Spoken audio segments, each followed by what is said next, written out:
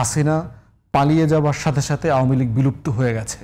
এখন আমরা যেটা দেখতে পাচ্ছেন এটা হচ্ছে যে মর্গে লাশ থাকার মতো, দাফন হয়নি। দেখবেন একটা মানুষ অ্যাক্সিডেন্টে মারা গেছে, অনেক, আপনি যদি যে কোনো মেডিকেল কলেজে যান আপনি দেখবেন যে প্রচুর লাশ আছে মর্গে, দাফন কাফন এখনো হয়নি। এর মানে কি লোকটা মারা যায়নি? লোকটা মারা গেছে। আওয়ামী লীগ হলো এখন বাংলাদেশের রাজনীতির মর্গে আছে, আসলে ডেড। আসলে ক্ষমতার টানাটানিতে এবং ভোট টানবার যে একটা আকাঙ্ক্ষা সব রাজনৈতিক দলগুলোর মধ্যে, এর মধ্য দিয়ে আওয়ামী লীগের রাজনীতিতে কফিন যাচ্ছে, নাকি কফিনের শেষ পেগ টোকা হচ্ছে, নাকি আওয়ামী লীগ আরো বেশি শক্তি পাচ্ছে? প্রথম কথা হচ্ছে, দেখেন যে গত বছরের 5 তারিখে যদি শেখ হাসিনা খুন হইতো তাহলে দল আকারে আওয়ামী লীগ বেঁচে যাইত। কিন্তু পৃথিবীর ইতিহাসে জীবিত অবস্থায় কোনো সরকারি স্বৈরশাসক ক্ষমতায় ছিল, সে পালিয়ে গেছে, সে আবার ক্ষমতা ফেরত আসছে, এইটা আমাদের জানা মতে রিসেন্ট হিস্ট্রিতে কোনো ঘটনা এরকম নাই। তাহলে দেখেন 75-এ কিন্তু শেখ মুজিব একই রকমের স্বৈরাচার ছিল, জাসদের 30-40 হাজার নেতাকর্মীকে মারছে, কোনো সিস্টেম ফলো করে নাই। 72 সালে দেশে ফিরে আসছে, শপথ নেয় নাই, প্রেসিডেন্ট ভবনে চলে গেছে, একবার প্রেসিডেন্ট হয় তো আরেকবার প্রধানমন্ত্রী হয়, বদল করে, চতুর্থ সংশোধনী করলো, সব দল ব্যান করে দিল। এই বাংলাদেশের কমিউনিস্ট পার্টি সিপিবি মিলায়া ঝিলায়া এটা আবার একটা বাকশাল বানাইলো, নিজের দলটাকে পর্যন্ত বিলুপ্ত করে দিচ্ছে এই লোক।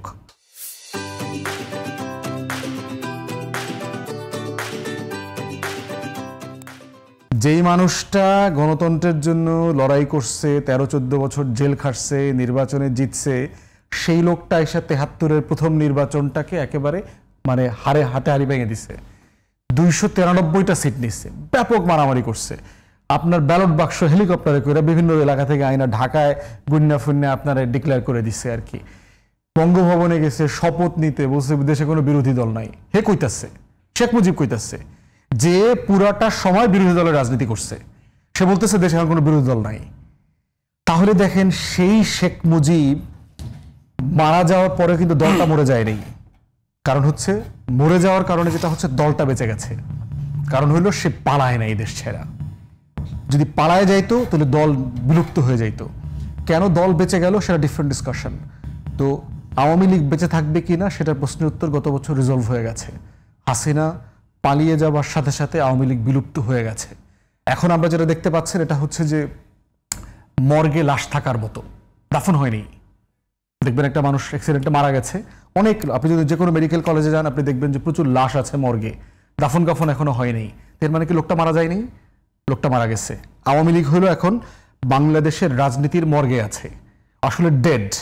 ওর দাফন কাফন হইতে একটু সময় লাগবে, পলিটিক্যাল প্রসেস, তো প্রসেসের মধ্য দিয়ে যেভাবে মুসলিম লীগ বাংলাদেশের ইতিহাস থেকে নাই হয়ে গেছে, 54-এর সবচেয়ে বড় বিরোধী দল ছিল নেজাম ইসলাম পার্টি, যেভাবে নাই হয়ে গেছে, সেই জায়গাগুলো থেকে আওয়ামী লীগও বাংলাদেশের ইতিহাস থেকে জাতীয় পার্টি নাই হয়ে গেছে।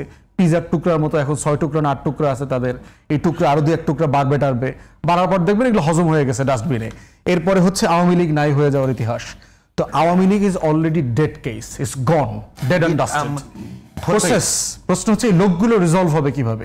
আপনি বলছেন আওয়ামী লীগ ডেড কেস, কিন্তু আওয়ামী লীগের পেছনে যে শক্তি কাজ করছে, আমি যদি বলি যে শুধুমাত্র এই যে বিচারটাকে অনেকেই বলছেন শুধুমাত্র প্রতীকী বিচার, কারণ হচ্ছে তার পেছনে যারা আছেন, যে দেশ আছেন, তাকে আশ্রয় দিয়েছেন, তারা কখনোই এই বিচারটা বাস্তবায়ন হতে দেবে না। তা আপনি কি মনে করেন শুধুমাত্র আওয়ামী লীগ বাংলাদেশে প্রতিষ্ঠিত হয়েছে তার নিজের জোরে, নাকি প্রতিবেশী কোনো দেশের? না, সেটা সার্টেনলি আমাদের রাজনৈতিক দলগুলোর ভুল ছিল, পলিসি ওয়াইজ বিদেশি শক্তির সহযোগিতা ছিল, বাট পটেনশিয়ালি হচ্ছে আওয়ামী লীগ বেঁচে থাকার তার দলীয় সামর্থ্যের জায়গা ছিল। যেহেতু একটা বংশীয় রাজনীতি, আওয়ামী লীগের সভাপতি কে হবে? আপনার তো কাউকে না কাউকে আনতে হবে, হাসিনাকে আনতে হবে জীবিত, না হলে রেহানাকে আনতে হবে, না হলে এই 2 ক্রিমিনালের যে ঔরসে যারা জন্মাইছে এগুলোকে কাউকে না কাউকে আনতে হবে। আপনি সভাপতি বানাবেন কাকে? শেখ মুজিব পরে সেই আওয়ামী লীগ 4 টুকরা হয়ে গেছে। ডক্টর কামাল 1 টুকরার সভাপতি, মিজান চৌধুরী 1 টুকরার সভাপতি, তারপরে বাকশাল আওয়ামী লীগের বাকশাল গ্রুপ হলো আব্দুর রাজ্জাক সভাপতি। এই যে হরেক রকম আব্দুল মালিক উকিল আর 1 টুকরার সভাপতি, এই যে হরেক রকমের টুকরা হয়েছে, এটা তো একটা রিয়েলিটি। এবং সেটা কিন্তু মাথায় রাখতে হবে, স্বাধীনতা যুদ্ধের ইতিহাস কিন্তু তখনও খুবই আপনার ম্যাসিভলি জনমনে আস্থার জায়গায় ছিল। তো সেই যুদ্ধের ইতিহাসের 8 বছরের মাথায় আওয়ামী লীগের এই অবস্থা হয়েছে, 5 বছরের মাথায় হয়েছে। আজকের বাংলাদেশে কিন্তু আপনার শুধুমাত্র মুক্তিযুদ্ধ বিক্রির রাজনীতি দিয়ে আওয়ামী লীগকে আপনি আর বাঁচাইতে পারবেন না। এই রাজনীতির নেতৃত্ব নেবার মতো কোনো সদস্য এই বংশে আর নাই। এইটা একটা বিলুপ্ত ডাইনোসর পলিটিক্যাল পার্টি। ওর ইতিহাস হচ্ছে আপনার গণভবনে জাদুঘরটা যেটা হচ্ছে, ওখানে আওয়ামী লীগের একটা ডাইনোসরের কঙ্কাল রাখা হবে, যে কিভাবে কিভাবে আওয়ামী লীগ তার উত্থান পিরিয়ড থেকে একদম ভারতে পলাতক পর্যন্ত কিভাবে এই দলটার মৃত্যু হয়েছে, অপমৃত্যু হয়েছে ইনফ্যাক্ট, এবং সেটার একটা ডায়ালিসিস হবে, সেটার একটা পোস্টমর্টেম রিপোর্ট যেটা আমরা এখনো কন্টিনিউয়াসলি করে যাচ্ছি। আওয়ামী লীগ আর রাজনীতি ফিরবে না। এবং দেখেন আওয়ামী লীগের যে ক্যাপাসিটি, বলে না তার বিশাল সহিংস এটা সেটা, তাদের যে কি করতে পারছে সাপোর্টাররা আছে তারা রাইট। এখন তাদের কি হবে? দুইটা জিনিস হবে দেখেন। একটা হলো যে আওয়ামী লীগের উপরের দিকে ক্রিমিনাল বেনিফিশিয়ারি অলিগার্ক যে ক্লাস, এই ক্লাসটা অলরেডি দেশ থেকে ভেঙে চলে গেছে। দেশের ভিতরে যারা যারা আছে, যাদের মধ্যে একটু টাকা পয়সা আছে, তারা বিএনপি জামাত যে যেখানে পাওয়ারফুল তার সাথে পলিটিক্যালি ফাইন্যান্সিয়ালি লিয়াজো করে তারা এখানে বসবাস করছে। থার্ড হচ্ছে আওয়ামী লীগের বড় ভোটার শ্রেণী, এর ভিতরে মুসলমানদের কিছু অংশ আছে, মাইনরিটিদের কিছু অংশ আছে।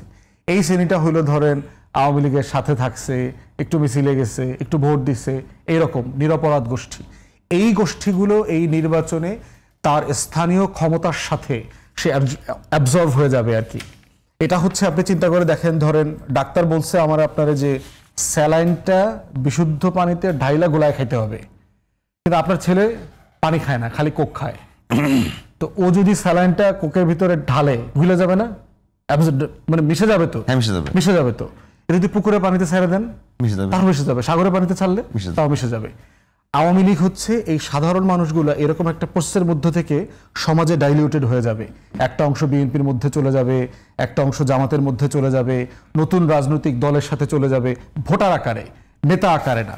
এই প্রসেসের মধ্য দিয়ে আপনার বা হিস্টোরিক্যালি তাই তো হয়েছে, যেই দলটা মুসলিম লীগ আমাদের দেশ শাসন করেছে, 46-এর নির্বাচনে সংখ্যাগরিষ্ঠ হয়েছে, সরকার গঠন করছে, সেই মুসলিম লীগ 54-এর নির্বাচনে হেরে গেছে না? সেই মুসলিম লীগ সিট পাইছে 9টা না 11টা 54-এ, সেই মুসলিম লীগ 70-এ আসে একদম নাই হয়ে গেছে আমাদের অঞ্চলে। তাহলে মানুষই তো ভোট দিয়েছে, তাহলে মানুষই তো মুসলিম লীগ থেকে আওয়ামী মুসলিম লীগে চলে গেছে, নিজাম ইসলামীতে চলে গেছে, কৃষক শ্রমিক প্রজা পার্টিতে চলে গেছে। আবার এই মুসলিম লীগ যখন নাই হয়ে গেল বাংলাদেশের, এই মানুষগুলো কোথায় গেছে? আজকে বিএনপিতে গেছে। ন্যাব ভাসানি যারা করতো সেই মানুষগুলো কোথায় গেছে? বিএনপিতে চলে গেছে। পলিটিক্যাল প্রসেস যেটা করে আপনার একটা পতিত রাজনৈতিক দলের নেতাকর্মীদেরকে সে অ্যাবজর্ভ করে, ডাইলিউট করে নেয়। এবং আওয়ামী লীগ জাতীয় পার্টির সমর্থক গোষ্ঠীর নেতাকর্মী ভোটার যারা ফৌজদারি অপরাধ করে নাই, যারা বিচারের মুখোমুখি হওয়ার টাইপের না, এই মানুষগুলো গ্র্যাজুয়াল প্রসেসের মধ্য দিয়ে সমাজের বিভিন্ন রাজনৈতিক অংশে ডাইলিউটেড হয়ে যাবে, অথবা সিম্পলি সাধারণ নাগরিক ভোটার হয়ে যাবে। সে আর পলিটিক্সে থাকবে না, সে সিম্পলি ভোটার হয়ে যাবে।